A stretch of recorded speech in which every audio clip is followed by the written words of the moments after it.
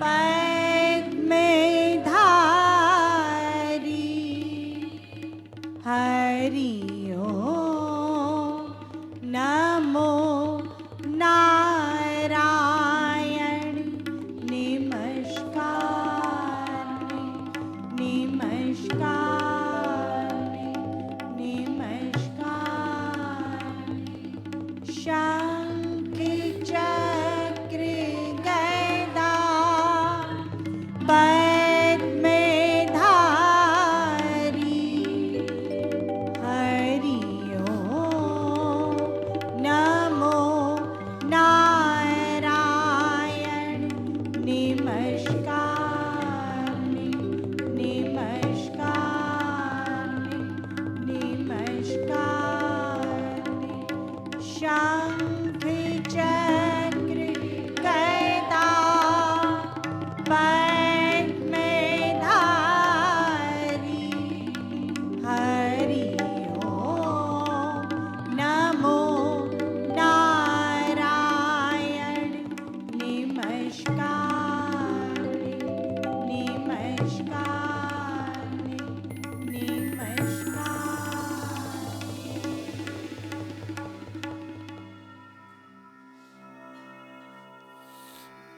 प्रार्थना। मीरा समभाव समदृष्टि की पढ़ाई व गुढ़ाई करने के पीछे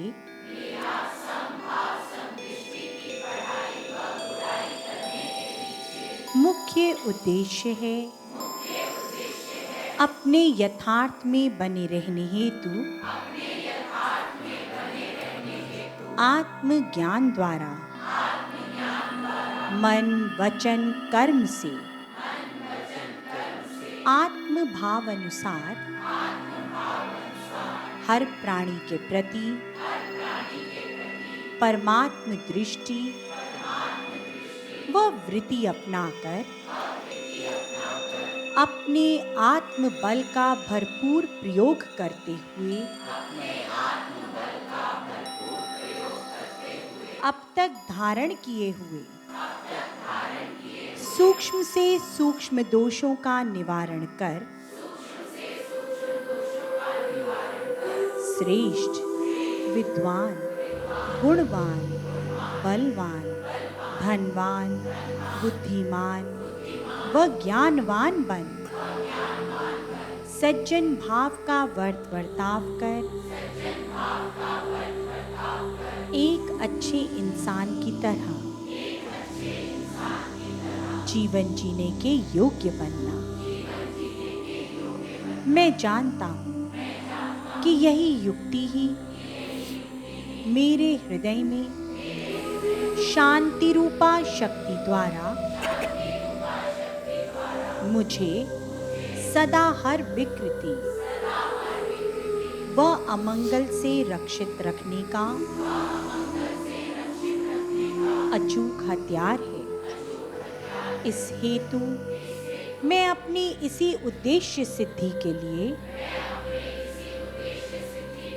सर्वव्यापक भगवान से बल बुद्धि व सुमति प्रदान करने की प्रार्थना करता हूँ।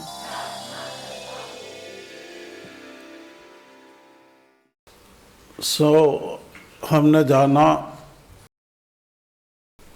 कि सच्चाई धर्म का रास्ते का बोध होना और उस पे बनने रहने योग्य बनना व बनाना वे हर मानव का अधिकार है। अब ये अधिकार का आदान प्रदान सत्य के मर्यादा में बने रहे धर्म के प्रदान करना परस्पर प्रदान करना आरंभ करना होगा ना। और बच्चों को तो नहीं तो हम घरों में ही नारे लगवा देंगे कि हमारा अधिकार हमें दो माँ बापों को लिए, फिर मत रोना। तो हम जानते हैं हम सज्जन श्री शहंशाह हनुमान जी के द्वारे पर हैं, जानते हैं ना। तो अगर हम इस द्वारे पर बना रहना चाहते हैं तो हमें सत्य अनुसार सत्य को धारण करके जीवन जीना आरंभ करना होगा। सत्य का वर्ताव सुनिश्चित करना होगा। इसीलिए अब सत्य को समझते हैं, धारण करने के लिए, वह वर्ताव करने के लिए और सत्य पर स्थित बने रहने के लिए, ताकि हम इस द्वारे पर बने रहने के योग्य रहें। इसलिए सत्वस्तु के कुदरती ग्रंथ के अनुसार सज्जनों श्री साजन जी कह रहे हैं, अब ध्यान से सुनना।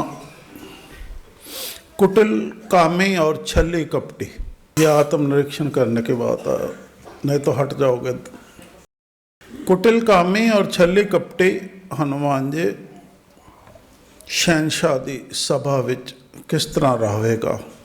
क्या कहा हमने?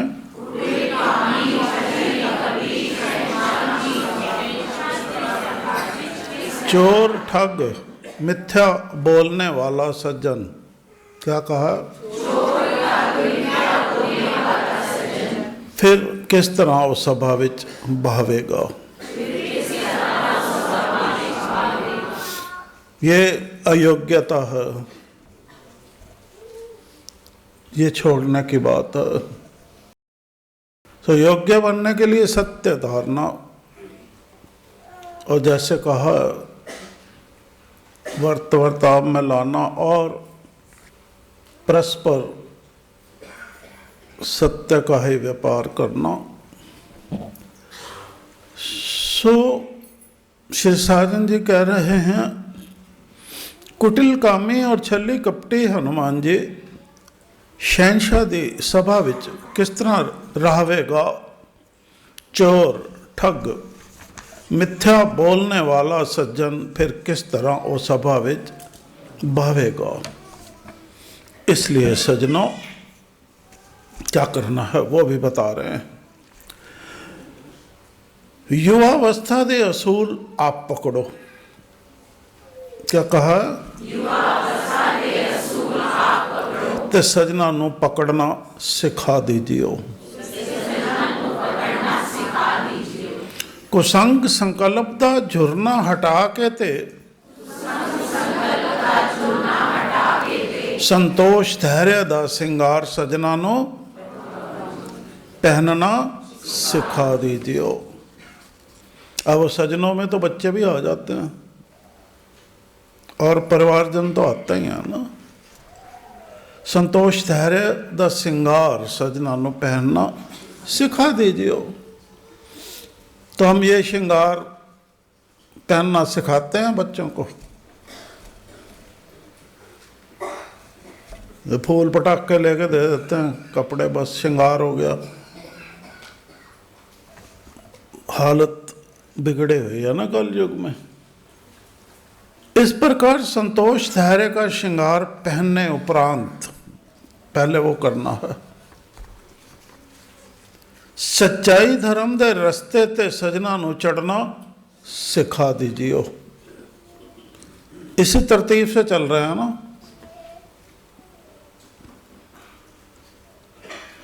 सत्वस्तु के कुदरती ग्रंथ की जो तरीका है, पहले तो संतोष धैर्य का श्रृंगार, संतोष, इस प्रकार संतोष धैर्य का श्रृंगार पहनने उपरांत सच्चाई धर्म दे रस्ते ते सजना नू चढ़ना सिखा दीजिए। ओ मेरे साजना, सतवस्तु दी एक चाल पकड़ना समझा दीजिए। सब, हर मानव एक ही चाल सतवस्तु की पकड़े, ऐसी व्यवस्था कायम करने है ना। और ये हम जो आगे होने वाला है उसमें कहने वाले हैं। इस संदर्भ में सतोस्तु की चाल पकड़ सच्चाई धर्म के रास्ते पर चलते हुए संभव समदृष्टि के सबक को अपनाने की योग्यता प्राप्त करने हेतु अब हम संभव समदृष्टि की योग्यता प्राप्त करने हेतु क्या समझने जा रहे हैं? पहले सत्य को समझते हैं। सत्य को समझेंगे तो तभी संभव समदृष्टि के सबक पर चलने के योग्य बनेंगे। तब सीधे हो जाओ, अपना दिमाग भी सीधे कर लो। सज्जनों, सतवस्तु का कुदरती ग्रंथ हमें बताता है कि सत्य ही स्वयं पर ब्रह्म परमेश्वर परमात्मा है। क्या है सत्य?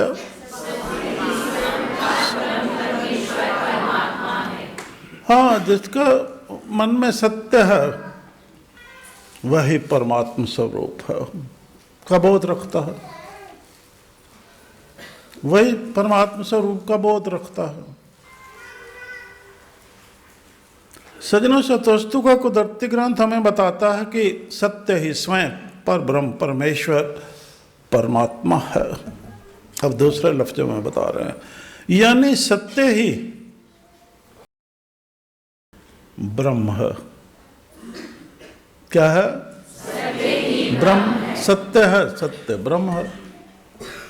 सत्य और ईश्वर में कोई अंतर नहीं। क्या है? सत्य और ईश्वर में कोई अंतर नहीं। सत्य के साथ ख्याल जुड़ गया, ईश्वर के साथ जुड़ गया।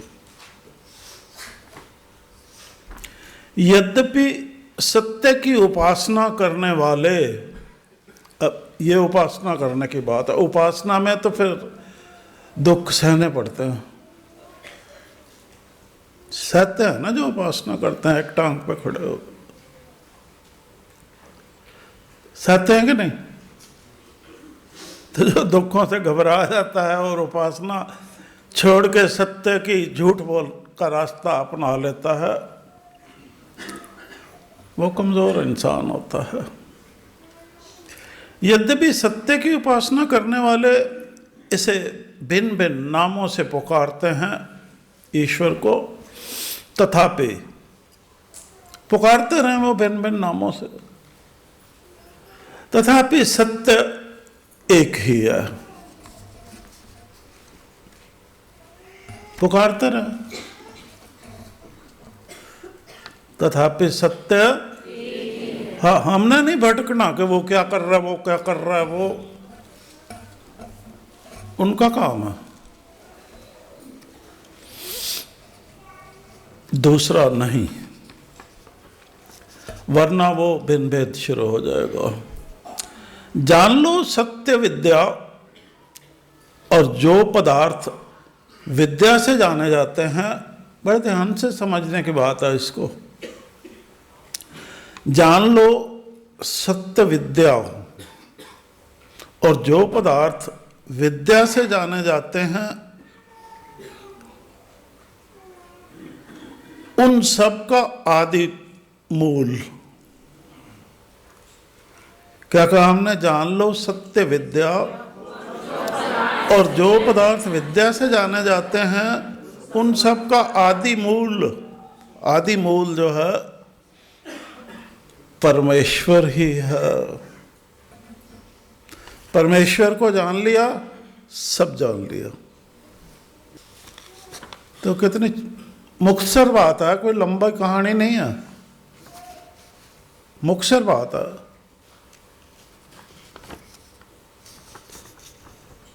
सत्य के सिवा और किसी चीज की हस्ती संभव नहीं है। सत्य के सिवा और किसी चीज की हस्ती संभव नहीं है। और जितने भी आप स्वभाव अपना लो सत्य के से हटकर अन्य स्वभाव, उनकी कोई हस्ती नहीं है। तो जब उनकी हस्ती नहीं है तो आपकी क्या हस्ती बनेगी? उनके साथ लेकर, उनको साथ लेकर चलोगे तो क्या हस्ती बनेगी?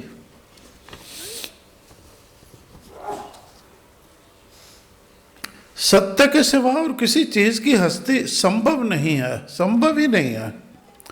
सत्य पर ही यह पृथ्वी टिकी हुई है। अगर ये हिल जाए, अगर ये अपनी धुरी से, जो सत्य है इसका, उस धुरी से, तो सब गया, सबको ले डूबेगी साथ। आता है ना भूकंप, देखा कभी? सत्य पर ही ये पृथ्वी टिकी हुई है। सत्य से बढ़कर धर्म नहीं है। इसी धर्म पर, सत्य धर्म पर टिके रहो। सत्य से बढ़कर, सो सत्य धर्म पर टिके रहो। और धर्मों को क्यों पढ़ते हो? और धर्मों में क्यों उलझते हो कि ये कह रहा है, ये कह रहा है, ये कह रहा है? अरे सीधी बात है, एक शब्द है सत्य, वही मानव धर्म है, वही मानवता का प्रतीक है, और वही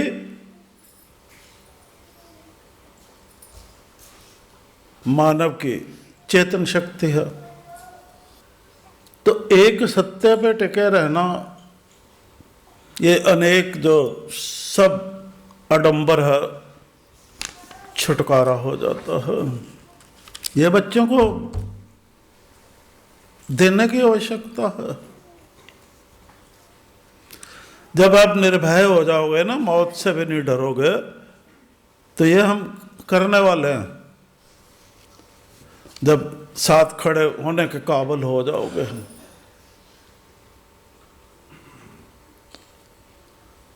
क्योंकि अभी तो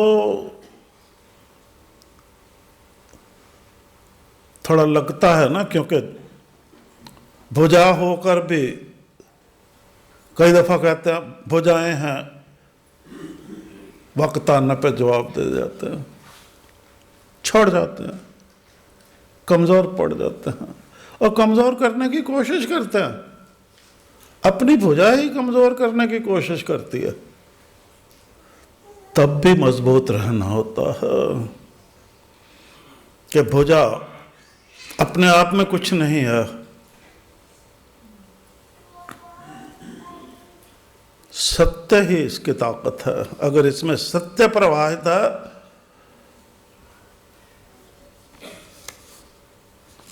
जब असत्य है तो छोड़ दो। सत्य के सिवा और किसी चीज की हस्ती संभव नहीं। सत्य पर ही ये पृथ्वी टिकी हुई है।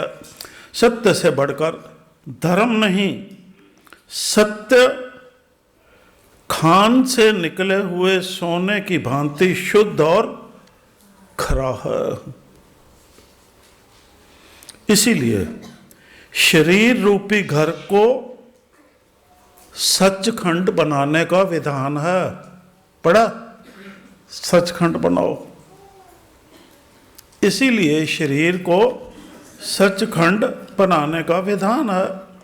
सत्य को चूंकि ईश्वर का स्वरूप कहा गया है, अतः इसका क्षेत्र अन्य मानव मूल्यों की अपेक्षा, जो भी और हैं, सदाचार और जो भी हैं, व्यापक भी है, सूक्ष्म भी है। तभी तो आदमी नहीं ठहर पाता, ना पकड़ पाता है इसको। और गंभीर भी है। व्यापक है, सूक्ष्म है, गंभीर है और जटिल है। और जब सूक्ष्म है तो जटिल तो होगा ही ना। उसमें एक निगाह, एक दृष्टि की आवश्यकता होती है ताकि वो गहराई तक उस सूक्ष्म तत्व जो है सत्य हमारे हृदय में विद्यमान,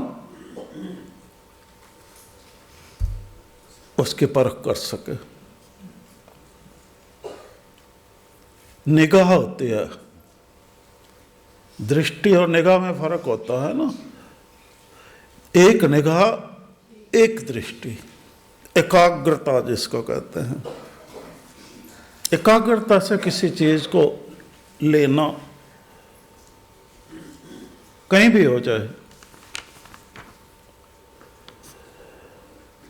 अपने को जान लेना, अपने को जान लेना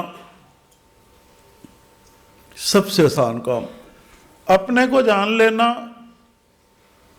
कि ये शरीर नश्वर है, अब है अजर अमर आत्मा। अपने को जान लेना, ये अपना दोनों पहलू जान लिया ना।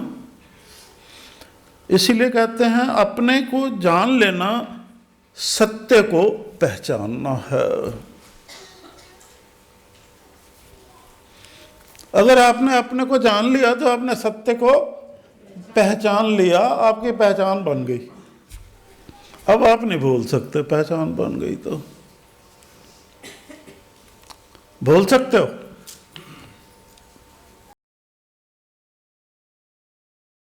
इसे तो विचार ईश्वर है अपना आप। इसके प्रति विश्वास का होना ही पर्याप्त नहीं है। वह विचार ईश्वर है अपना आप, इसके प्रति विश्वास का होना ही पर्याप्त नहीं है। ये आपके विश्वास में है, यह काफी नहीं है।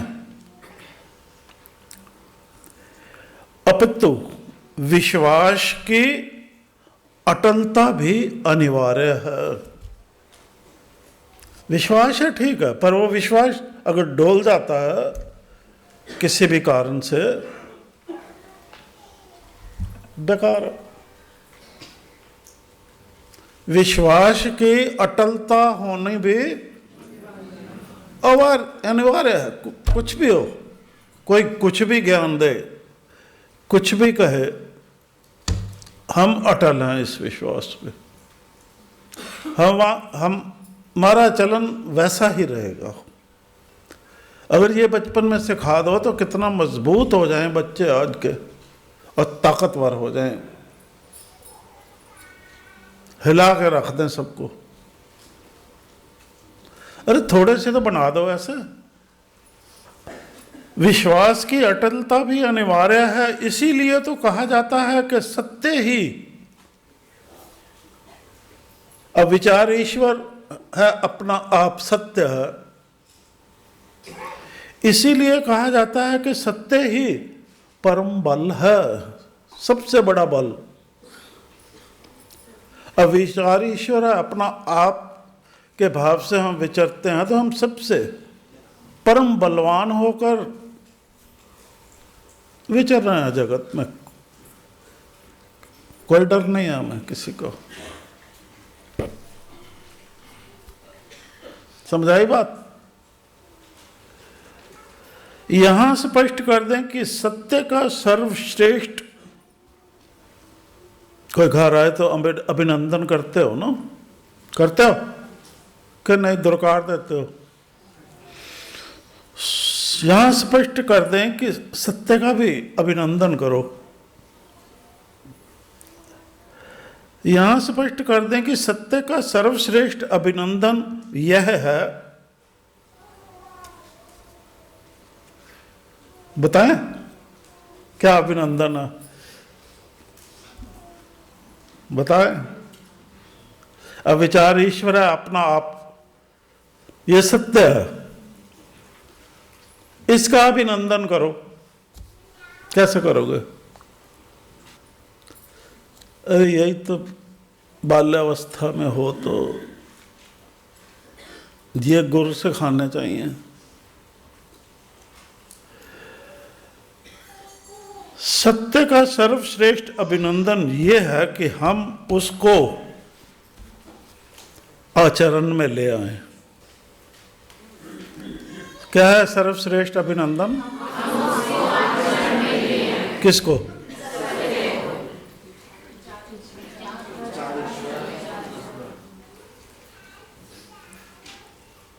अरे ऐसे ही पढ़े ना रहे कोई वस्तु,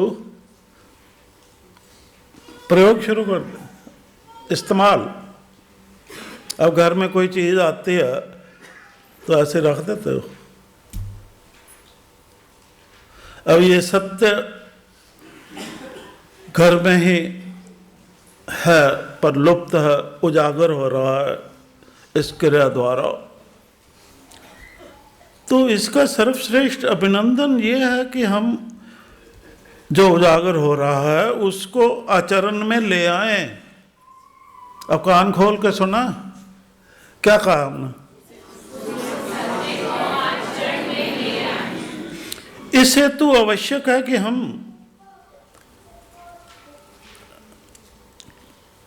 ठीक है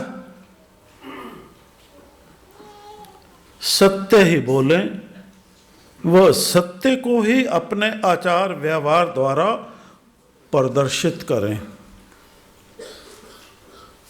क्या कहा?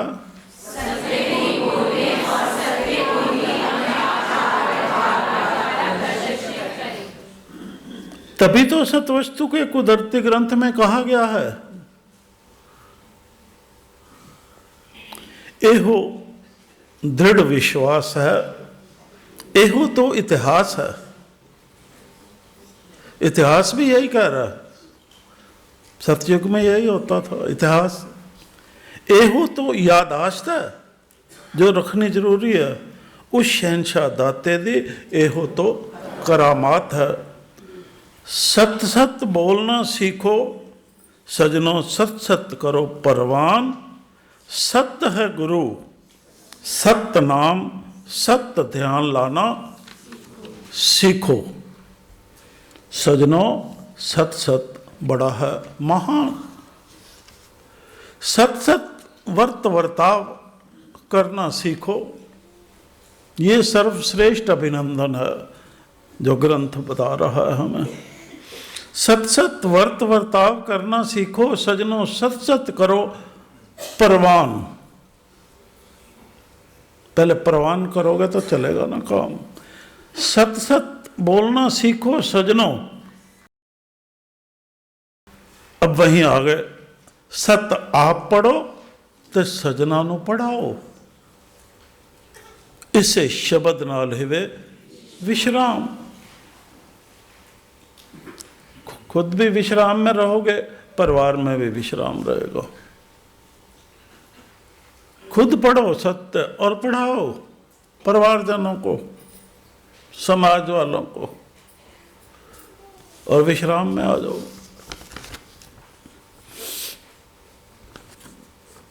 निस्संदेह सत्य अनंत रूप में असत्य की अपेक्षा अधिक प्रभावशाली है। अनंत रूप में असत्य से अधिक प्रभावशाली कौन है? सत्य। जान लो जहां सत्य नहीं। अब ये मानना नहीं चाहते इस सत्य को, तो समझ लो कि वहां शुद्ध ज्ञान प्राप्ति संभव नहीं। तभी इतनी बार सत्वस्तु का कुदरती ग्रंथ सुनते हो, पढ़ते हो, पर प्राप्त नहीं, कुछ संभव ही नहीं है प्राप्ति। तो इस असंभव को संभव करना, जो हमारे लिए प्राप्त करना सत्वस्तु का कुदरती ज्ञान असंभव हो चुका है, अब उसको संभव करना है। इस तरह आत्म में स्थित परमात्मा तत्व से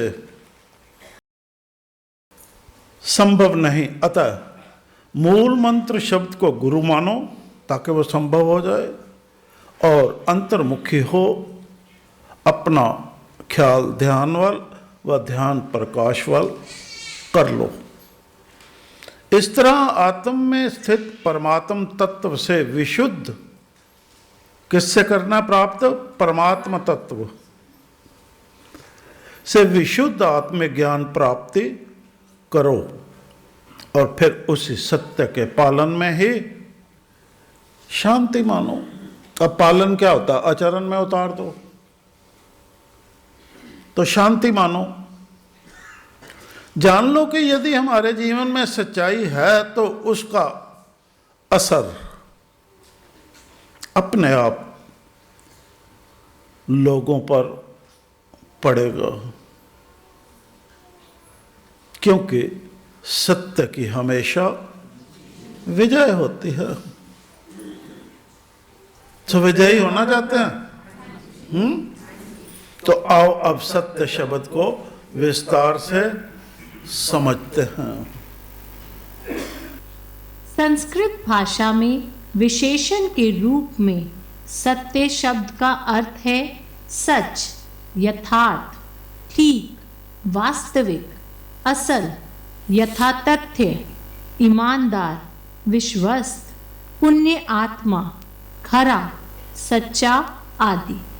पुल्लिंग रूप में यह सच्ची बात, लगन, विशुद्धता, अच्छाई, पारमार्थिक सत्ता, सत्य युग, प्रमाणित सिद्धांत में से एक, इन अर्थों में ग्रहण किया जाता है। इस शब्द का अनेक रूपों में प्रयोग होता है, जैसे किसी व्यक्ति की ईमानदारी के विषय में घोषणा करना मन, वचन और कर्मजन्य सत्य है। किसी पदार्थ की वास्तविकता अथवा असलियत के बारे में प्रमाणित करना भी सत्य है। सद्गुण संपन्न व्यक्ति के लिए भी सत्य या सत्य शब्द का प्रयोग होता है। अपने व्रत को सच्चाई के साथ पालन करने वाले को भी सत्य से संबंध किया जाता है। अपने कर्म या सिद्धांत के प्रति निष्ठा रखने वाले के साथ भी सत्य शब्द योजित किया जाता है। कृतयुग को सतयुग या सत्ययुग कहा जाता है। सत्य शब्द का मुख्य अर्थ है सच या सच्चा। अन्य शब्दों में जो बात जैसी हो, जैसे देखे सुने वैसे ही माने और कहें व करें। परिभाषा: ईश्वर, प्रकृति, लोक शास्त्र आदि से संबद्ध शाश्वत तथ्यों को सही रूप में तोड़े मरोड़े बिना अन्यों को प्रिय लगने वाली वाणी के माध्यम से अपने हित और लोक हित में व्यक्त करना सत्य है। सत्य को सही सही रूप में बोलना चाहिए, जिससे दूसरे लोग समझ सकें कि सच्चाई क्या है। यद्यपि सत्य कभी कभी अप्रिय होता है, किंतु सत्य कहने में संकोच नहीं करना चाहिए। सत्य की मांग है कि तथ्यों को यथारूप में लोक हित के लिए प्रस्तुत किया जाए। अनिवार्य तत्व: सत्य एक उत्कृष्ट व्यापक मानव मूल्य है और इसके लिए सूक्ष्म विचार होना अपेक्षित है। किसी विशेष प्रसंग में सर्वप्रथम यह आश्रय यानी व्यक्ति विशेष के मनोजगत में प्रकट होता है। तत्पश्चात वाणी और अंततः कर्म के माध्यम से प्रकट होता है। प्रत्येक व्यक्ति में सत्य के प्रति समान आग्रह यानी निष्ठा नहीं होती। व्यक्तिगत भेद के आधार पर इसका न्यूनाधिक यानी कम या ज्यादा होना स्वाभाविक है। सत्य के आश्रय यानी प्रत्येक व्यक्ति के लिए आलंबन यानी जिसके साथ व्यवहार करना है, उसके प्रति सत्य का विवेक पूर्वक प्रयोग करना वांछनीय है, अन्यथा सत्य असत्य के रूप में परिणत हो जाएगा। जान लो कि सत्य का स्थान मुख है और वाणी से ही वह जाना जाता है। सत्य के लिए जो भी साधन प्रयुक्त हों वे औचित्य से युक्त होने चाहिए। विधि एवं निषेध परक प्रयोग। सत्य ऐसा मानव मूल्य है जिसका निषेध रूप असत्य के रूप में ही हो सकता है, जिसकी गणना मानव मूल्य में नहीं होती। सत्य का निषेध रूप पापमय है। जान लो कि जहाँ शाश्वत सत्य अथवा लोक सत्य निषेध होता है, वहाँ अशुभ परिणाम भी आश्रय को भोगना पड़ता है। उदाहरण स्वरूप महाभारत में सत्य के पक्षधर को राज्य ना देकर धृतराष्ट्र ने जिस सत्य के निषेध रूप को अपनाया, उसका अंतिम परिणाम कौरवों के सर्वनाश के रूप में प्राप्त हुआ। सत्य के भेद। सत्य के दो भेद मानते हैं, निरपेक्ष सत्य और सापेक्ष सत्य। निरपेक्ष यानी जो कामना रहित है, और सापेक्ष यानी जो किसी बात की अपेक्षा करता है। जान लो कि निरपेक्ष सत्य ईश्वर है, जो प्राप्ति के योग्य है, पर जब तक वह प्राप्त नहीं है तब तक सापेक्ष सत्य पर ही आश्रित रहना होगा। विकसित करने के साधन। सत्य के साधनों में सर्वप्रथम है सत तत्व, अर्थात ईश्वर या परमात्मा के प्रति आस्था। इसके पश्चात परमात्मा के अंशभूत सभी मनुष्यों एवं प्राणियों के प्रति सहृदयता, संवेदनशीलता और सेवा का भाव आवश्यक है। इन्हीं साधनों या दिव्य शक्तियों के परिणाम स्वरूप सत्य के साधक को शेष सृष्टि के प्रति एकात्मय और तत् द्वारा सुख की अनुभूति होगी। व्यक्ति का अंतःकरण विशाल, उदार, विनम्र और सहनशील होगा। स्वार्थ भावना, लोभ, क्रोध, ईर्ष्या आदि बुरे भाव उससे कोसों दूर हो जाएंगे। ऐसी स्थिति में अंततः सत्य अपने सभी अंगों के सहित साधक के हृदय में नित्य या सदैव निवास करेगा। अनेक महापुरुषों ने अपने जीवन में सत्य को पूरी तरह विकसित और प्रतिष्ठित करके संसार के सामने सत्य के व्यापक स्वरूप को व्यवहारिक रूप में प्रस्तुत कर दिखाया। कसौटी। जिस प्रकार सत्स्वरूप परमात्मा अविज्ञ यानी जिसके विषय में जाना न जा सके वह अकथनीय है, उसी प्रकार सत्य भी निश्चयात्मक रूप से कहा नहीं जा सकता। इस जीवन मूल्य को धारण करने और प्रयोग करने में विवेक की बहुत आवश्यकता है। विनम्रता सत्य की कसौटी है। जिस व्यक्ति में विनम्रता कूट कूट कर ना भरी हो, उसे सत्य नहीं मिल सकता। जो व्यक्ति अधीर, क्रूर, कठोर और निर्दय है, वह सत्य को धारण नहीं कर सकता। सत्य प्राप्ति उसके लिए काफी कठिन है। महत्व। मनुष्य को सामान्य गुण दोष युक्त मनुष्य की कोटि से ऊपर उठाकर माननीय व महिमा युक्त बना देने का विरल गुण सत्य में ही विद्यमान है। मानव ही नहीं, संपूर्ण दृश्यमान प्रकृति भी सत्य से परिचालित, प्रभावित, प्रेरित और अनुशासित है। मानव मात्र को धारण करने वाले धर्म के 4 स्तंभों में से सत्य आद्य है। बहुत कुछ स्पष्ट किए जाने पर भी यह अपने वास्तविक रूप में अब तक अविज्ञ यानी जाना नहीं जा सका है। उसका मुख स्वर्ण के पात्र से ढका हुआ है। उसे ईश्वर का रूप माना जाता है, जो सर्वत्र है और जिसका कभी अभाव नहीं होता। यह मानव को पूर्णतः आवृत यानी चारों ओर से ढकने या घेरने वाला वह गुण है जो विचार, वाणी और आचार द्वारा अभिव्यक्त होता है। याद रखो कि सदा सत्य ही जीतता है, झूठ नहीं। सत्य ही वह मार्ग है जिस पर देव अर्थात विद्वान लोग चलते हैं। इसी मार्ग पर चलकर अपनी सब कामनाओं को पूर्ण कर चुकने वाले ऋषि उस ब्रह्म में लीन होकर मुक्त हो जाते हैं, जो सत्य का परम निधान यानी कोश या आधार है। इतिहास गवाह है कि अनेक महापुरुषों ने सत्य का आश्रय लेकर ही अपने व्यक्तित्व को गौरवान्वित किया है। व्यक्ति का उदात्तीकरण।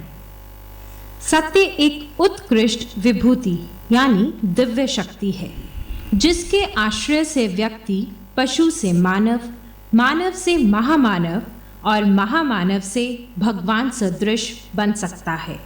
सत्य की व्यापकता के समानांतर यानी पैरेलल अपने व्यक्तित्व को अनवरत यानी निरंतर सत्य के सजातीय यानी समान मूल्यों से संवर्धित यानी पोषित करता हुआ व्यक्ति अपने परिवार में ही नहीं बल्कि लोक परलोक में भी प्रशंसा का पात्र बन जाता है।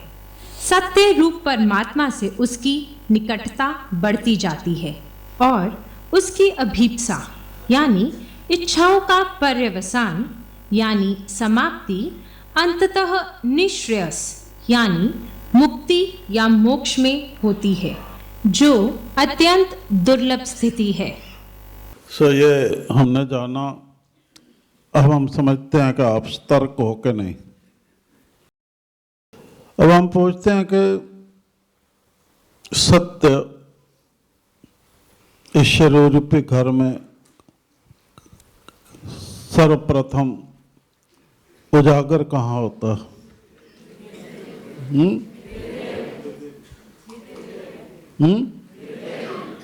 हाँ, मानव जगत में। फिर कहाँ जाता है? हाँ, वाणी में। शाबाश। उजागर कहाँ होता? उजागर तो कहाँ होता बताओ? हाँ, मानव जगत में उजागर होता है। फिर वाणी में जाता है और अंत किस माध्यम से प्रकट होता है? प्रकट किस माध्यम से? कर्म के माध्यम से। अब दोबारा बताओ। सत्य कहाँ उजागर होता है? और फिर वाणी में जाता है। फिर प्रकट किस माध्यम से होता है? तो मन वचन कर्म में उतर गया ना। अब सत्य के दो प्रकार बताए गए। कौन कौन से? निरपेक्ष और सापेक्ष। असापेक्ष सत्य क्या होता है? कामना युक्त होता है ना, परम। और निरपेक्ष कामना रहित होता है। अब दोनों में से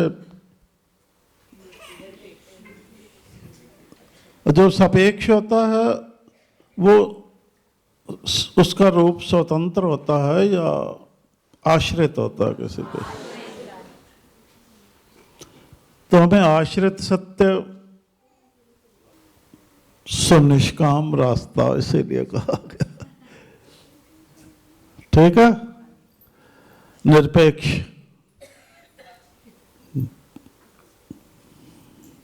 तो सच्चित्त आनंद स्वरूप।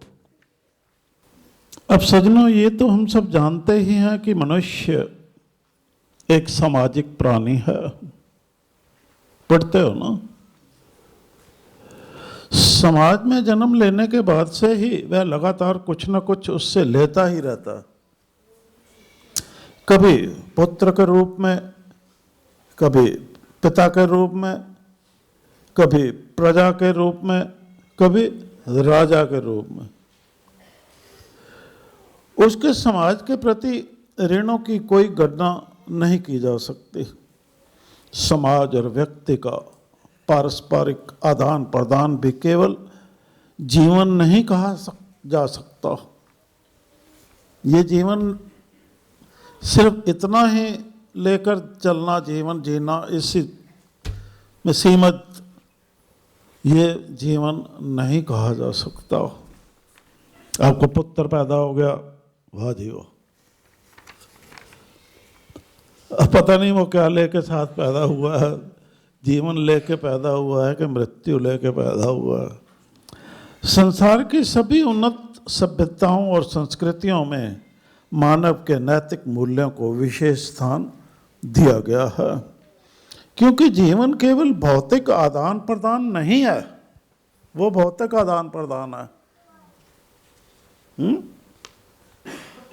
वह व्यक्ति के और समाज के विकास का भी नाम है।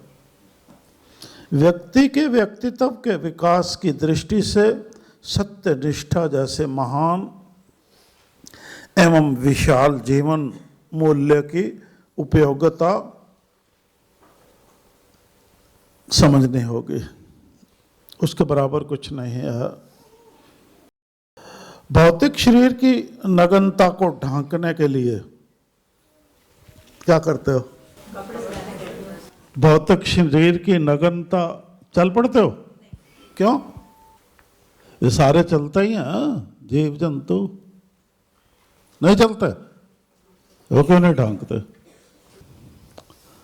भौतिक शरीर की नग्नता को ढांपने के लिए जिस प्रकार वस्त्रों की आवश्यकता मानव जाति को अनुभव होती रही है,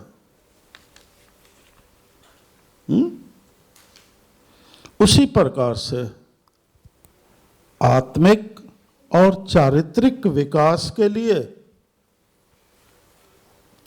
ये इस विकास की तरफ ध्यान नहीं है। वैसे ही इस तरफ नंगा चल रहा है इंसान, कुछ भी कर दे, कुछ भी बोल दे, कोई शर्म नहीं है, कुछ नहीं है, कोई लिहाज नहीं है किसी का, तो नंगा ही है ना। और नंगा है तो लफंगा भी है। हाँ, उसी प्रकार से आत्मिक और चारित्रिक विकास के लिए विशिष्ट जीवन मूल्यों को जीवन में उतारने की आकांक्षा भी उसमें रही है। कई ऋषि मुनि हुए हैं ना ऐसे, जिनमें ये आकांक्षा थी और वो उत्तम पुरुष कहलाए। नैतिक जीवन मूल्यों को जीवन व्यवहार में उतारने वाले व्यक्ति को ही समाज में, क्या कहा हमने? नैतिक मूल्यों को समाज में, नग्न समाज जो है ना, जो ललकारा जाता है।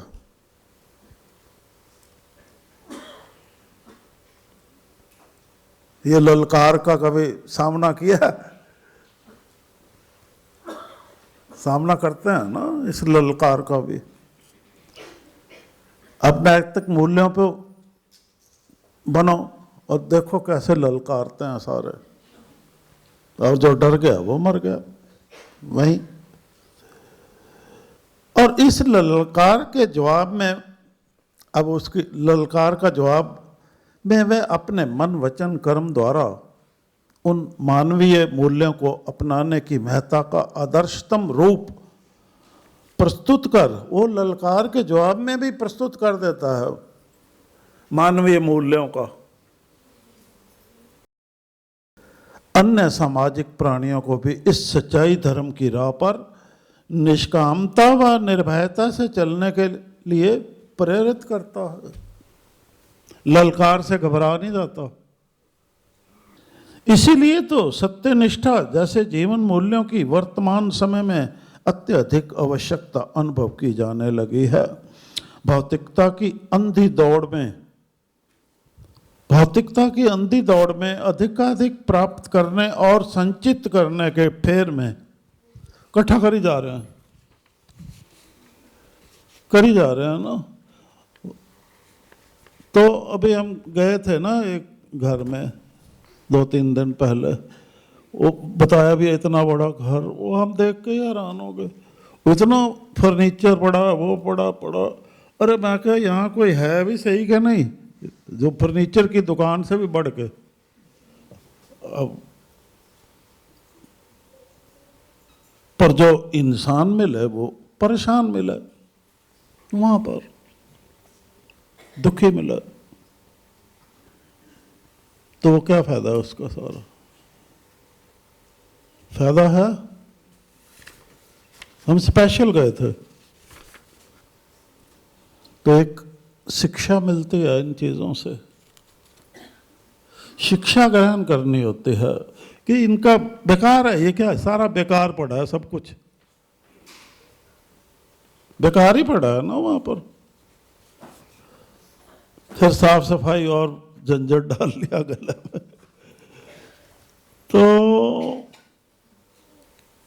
ठीक है, भौतिकता की अंधी दौड़ में अधिकाधिक प्राप्त करने और संचित करने के फेर में आज का मनुष्य दोगला हो गया है, एक बात पे टिकता ही नहीं, कभी स्वार्थ में कभी परमार्थ में, एक रास्ते पे टिकता ही नहीं ना,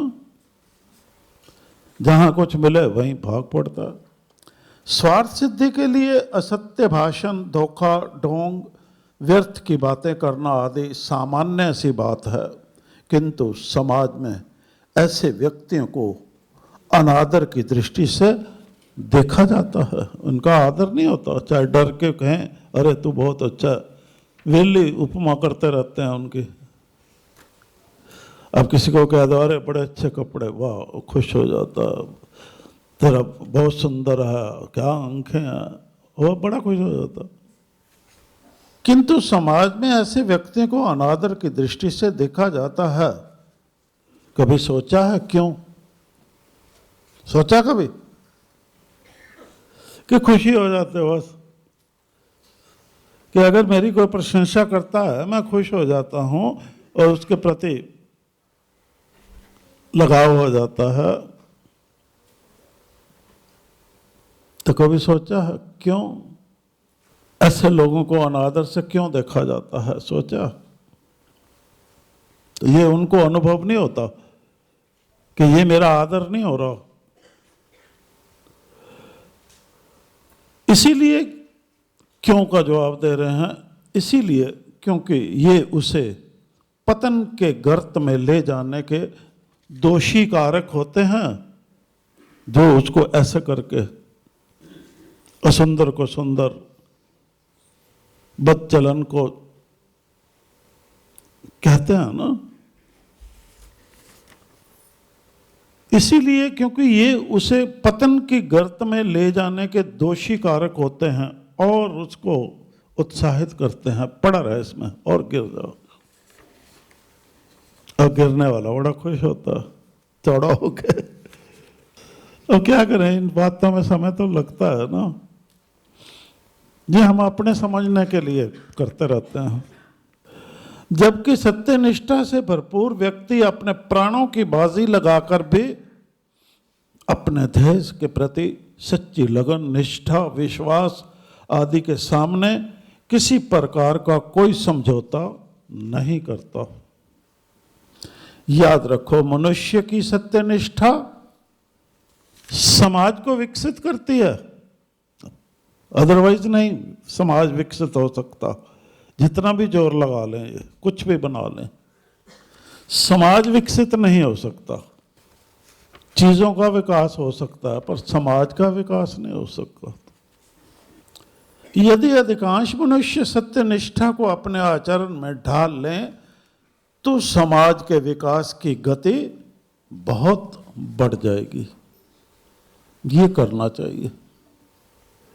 व्यक्तिगत जीवन में सत्यनिष्ठा की इसी महत्ता को जानते हुए आइए सत्यनिष्ठा के विषय में प्रश्नोत्तर के माध्यम से विस्तार से समझते हैं।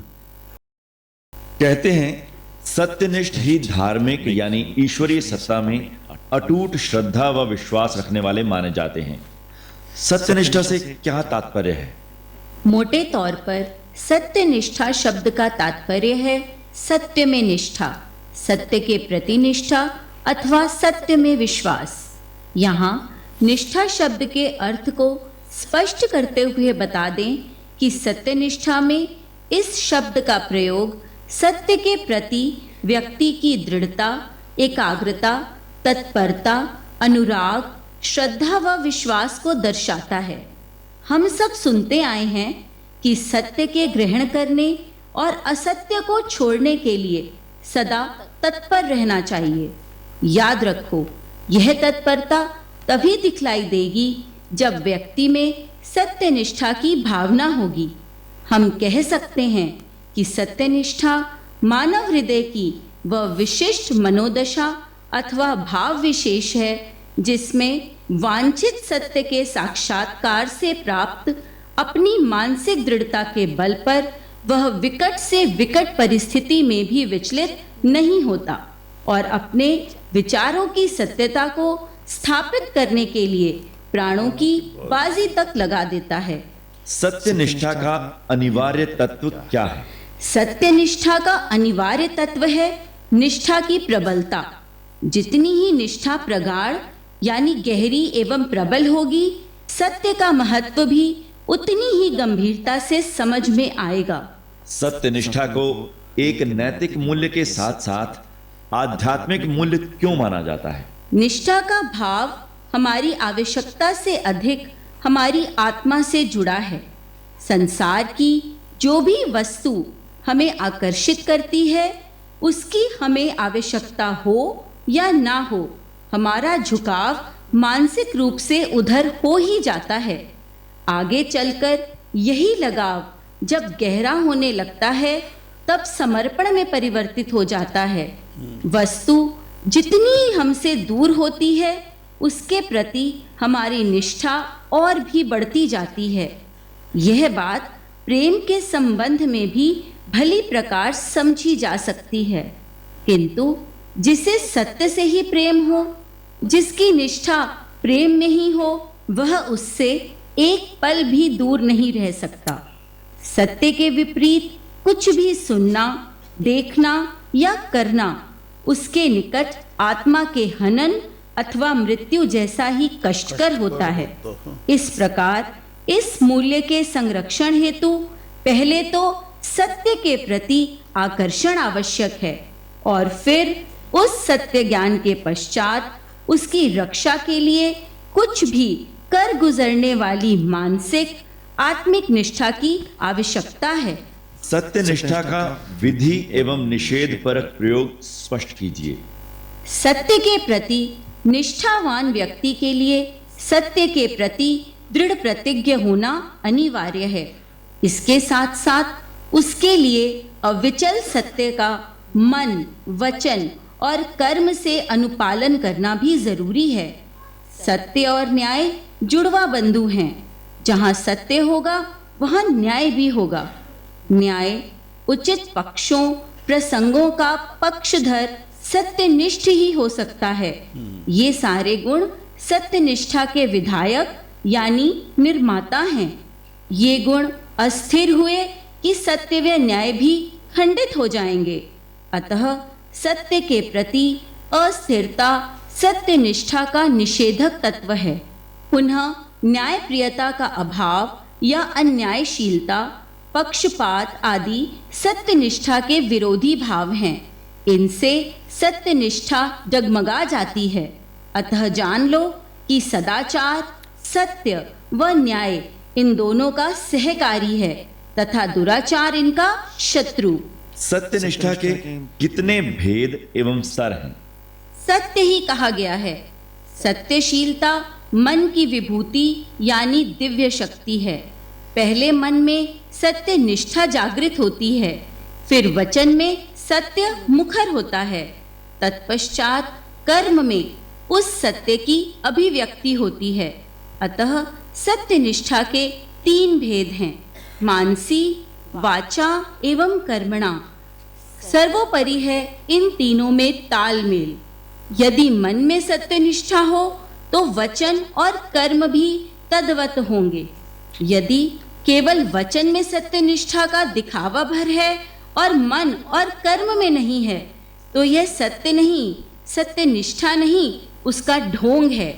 सत्य, न्याय, सदाचार निष्ठा, सुकर्म, न्यायोचित व्यवहार आदि सहधर्मी चारित्रिक गुण या मूल्य हैं। सदाचार के अंतर्गत ब्रह्मचर्य आदि चारित्रिक गुण होंगे।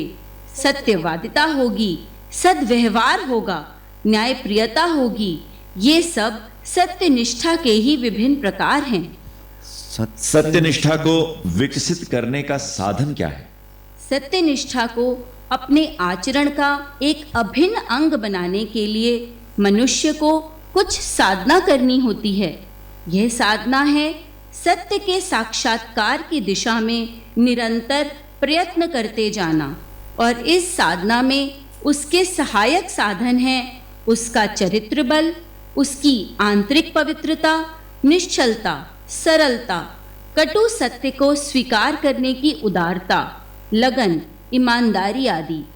इन गुणों के बल पर वह सत्यनिष्ठा की भावना को स्वयं में विकसित कर सकता है। सत्यनिष्ठा की कसौटी को भी स्पष्ट कीजिए। सत्यनिष्ठा की कसौटी है उसकी निष्ठा की प्रबलता। सत्य का, यथार्थ का बोध तो लाखों को होता है, किंतु उनमें कोई एक विरला ही होता है जो उस यथार्थ को जान समझकर उसकी स्थापना के लिए प्राण तक न्यौछावर कर देता है। सो ये हमने समझा कि सत्य का, यथार्थ का बोध तो लाखों को होता है, किंतु उनमें कोई एक विरला ही होता है, जैसे लिखा हुआ है, जो उस यथार्थ को जान समझकर उसकी स्थापना के लिए प्राण तक न्यौछावर कर देता है। तभी वो गाते हैं ना, मैंने साजन ही साजन है गाया सदा। जो भी उसने लिखा, जो भी उसने कहा, मैंने समझा और वो ही बताया सदा। अपने सुख के लिए व सबके सुख के लिए। सार्थक सजनों, हम कह सकते हैं कि सत्यनिष्ठा एक ऐसा जीवन मूल्य है जिसकी आज के भौतिकवादी युग में अत्यंत आवश्यकता है। आज हम संसार में चारों ओर भोग विलास की सामग्री का अंबार लगा देख रहे हैं। लगा हुआ है ना, यह विकास हो रहा है, भोग विलास का विकास हो रहा है ना। इसको विकास नाम देते हैं ना भाई, ज्यादा उपज हो रही है। भोग विलास की सामग्री का अंबार लगा देख रहे हैं, किंतु भौतिक एवं आध्यात्मिक मूल्यों का पतन हमें कहाँ ले जा रहा है, हम उसे देखकर भी नजर आ रहा है, जो देखकर भी अनदेखा कर रहे हैं। क्यों? ऐसा क्यों कर रहे हैं? रोज देखते हैं, रोज सुनते हैं, रोज वो देखते हैं तरह तरह की कहानियां, पर क्यों?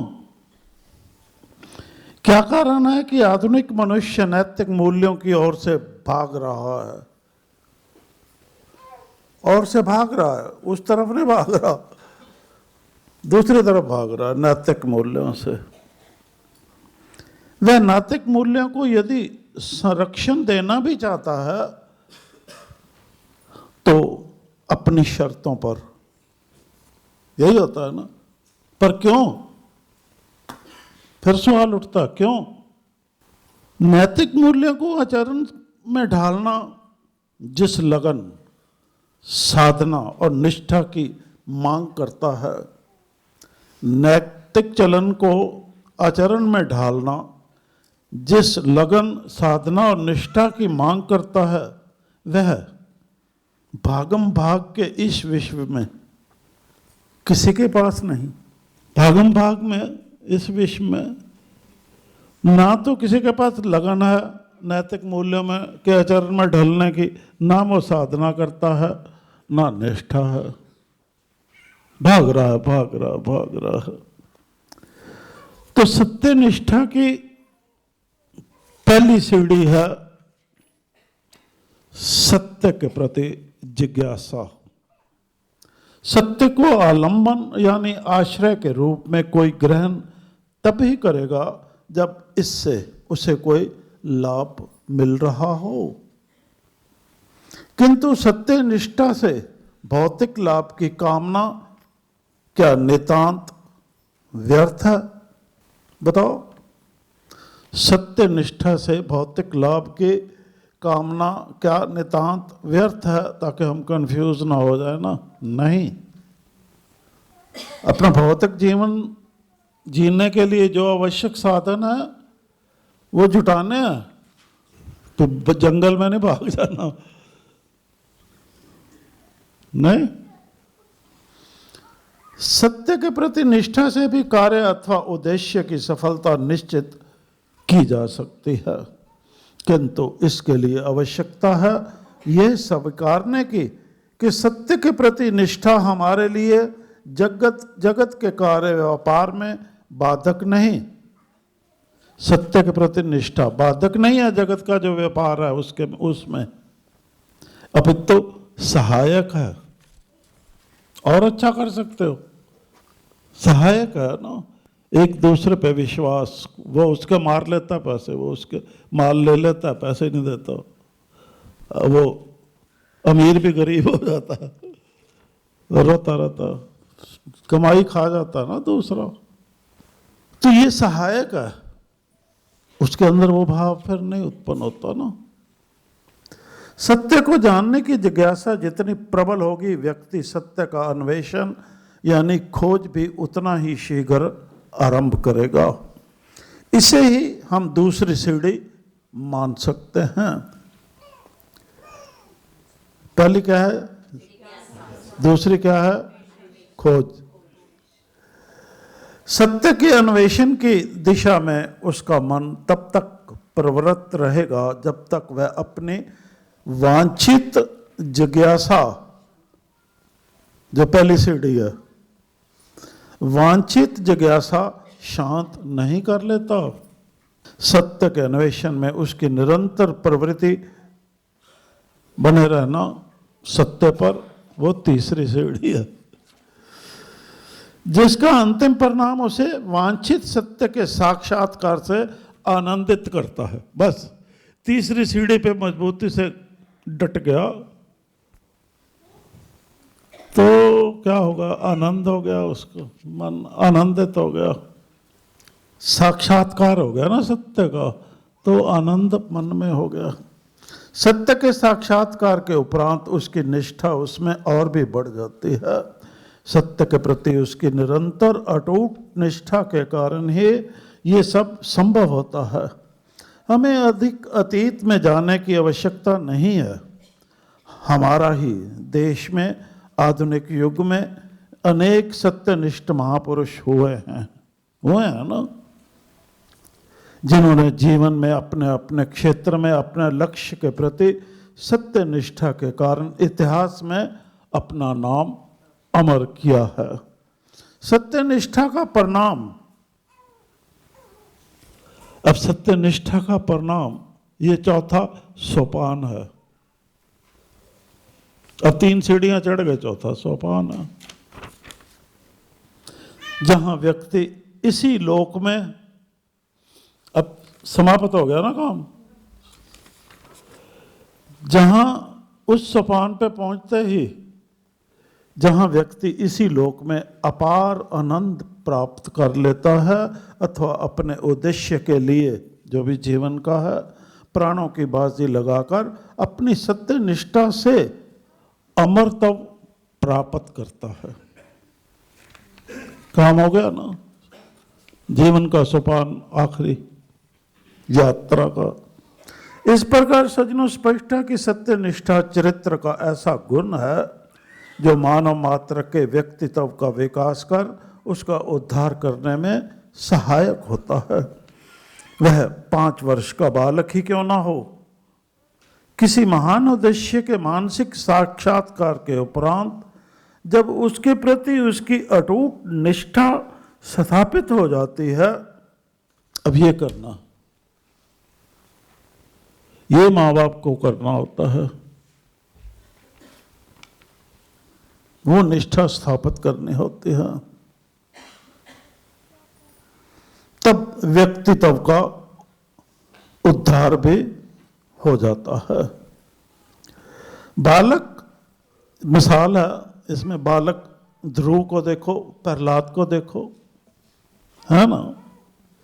बालक ध्रुव व प्रहलाद की ईश्वर को सामान्य मनुष्य से बहुत ऊंचे पद पर स्वीकार करने की सत्य निष्ठा ने उन्हें संसारियों द्वारा प्रदत्त अनेक कष्टों के सम्मुख भी झुकने या मिटने नहीं दिया। न झुकने दिया, हम झुक जाते हैं ना कई दफा, पर मिटते नहीं। अब वो भी बंद करने वाले हैं।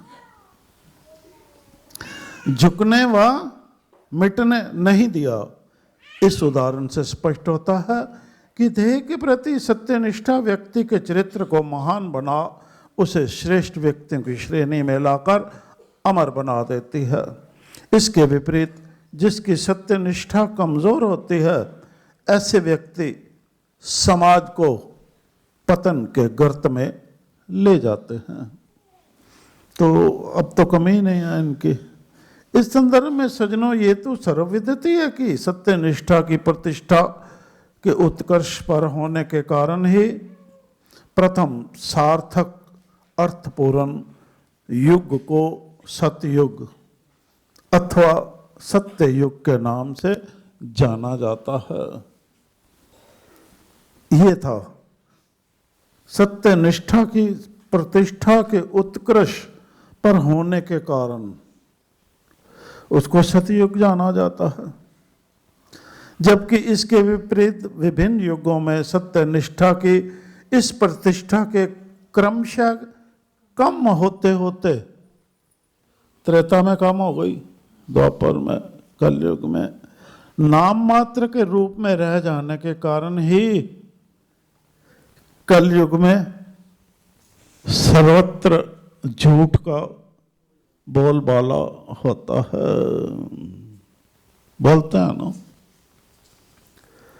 अतः सज्जनों, सतयुगियों की भांति उठो, अब कलयुग से ऊपर उठो। अतः सज्जनों, सतयुगों की भांति सत्यनिष्ठा बनने के लिए सत्य को ग्रहण करने और असत्य को छोड़ने के लिए सदा उद्यत रहो तथा सब काम धर्म अनुसार अर्थात सत्य और असत्य का विचार करके करो। सत्य के विषय में इससे आगे आगामी कक्षा में बताया जाएगा। तब तक के लिए जो आज बताया है उस पर विचार करो और उसे अमल में लाओ। इस संदर्भ में सदा याद रखो कि सतोस्तु का कुदरती ग्रंथ क्या कह रहा है।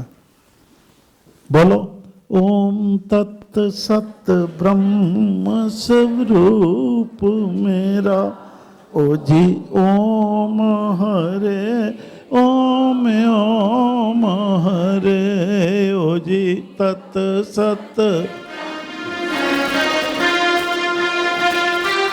ओ जी ओम हरे,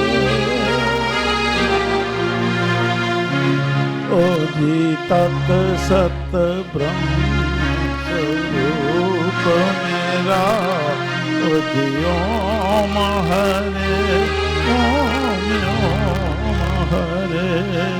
सज्जनों, इसी शाश्वत सत्य को जीवन में आत्मसात करते हुए निज धर्म पर डटे रह निष्काम भाव से परोपकार करते हुए अपना घर सतयुग बनाओ व परम पद को पाओ। चलो।